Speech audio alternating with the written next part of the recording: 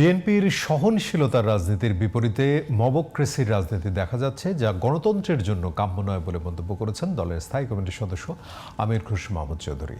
সকালে রাজধানীর কৃষিবিদ ইনস্টিটিউটে দেশ গড়ার পরিকল্পনার শীর্ষক আলোচনা সভায় তিনি বলেন, নতুন রাজনীতিতে ভিন্ন মতকেও সম্মান দেওয়ার মানসিকতা তৈরি করতে হবে।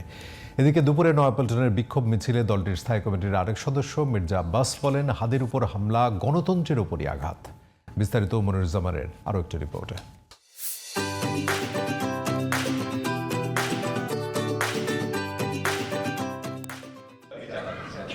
দেশ গড়ার পরিকল্পনা শীর্ষক 7 দিনব্যাপী কর্মসূচির শেষ দিন শনিবার অংশ নেন মহানগর, জেলা, উপজেলা ও পৌর বিএনপির নির্ধারিত নেতারা।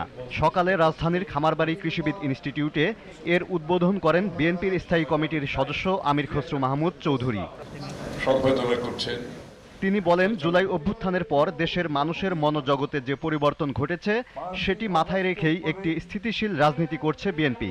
তবে একটি দল স্থিতিশীলতার বিপরীতে মবক্রেসি করছে। নতুন বাংলাদেশে মানুষের মনোজগতে যে পরিবর্তন এসেছে সেটাকে মাথায় রেখে ধারণ করে যে রাজনীতি আমরা চালাচ্ছি তার বিপরীতে একটু ভিন্ন রাজনীতি আমরা দেখতে পাচ্ছি।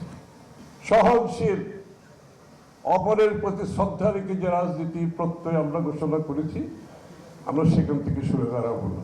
তারেক রহমান ফিরলে দেশের রাজনীতি ও গণতন্ত্রে নতুন জোয়ার তৈরি হবে বলে মন্তব্য করেন বিএনপির স্থায়ী কমিটির এই সদস্য।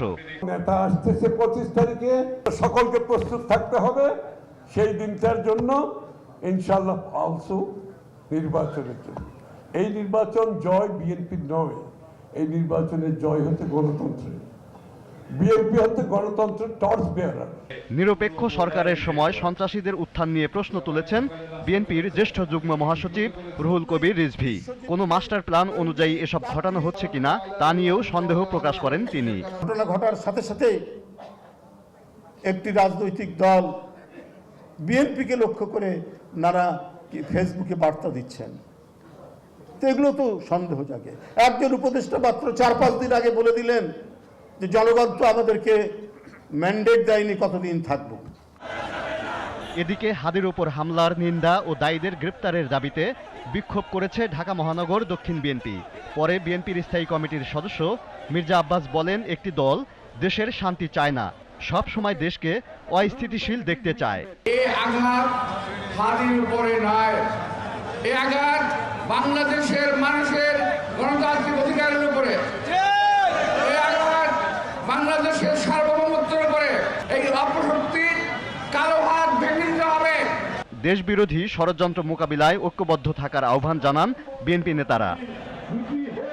Moniruzzaman, GTV news, Dhaka.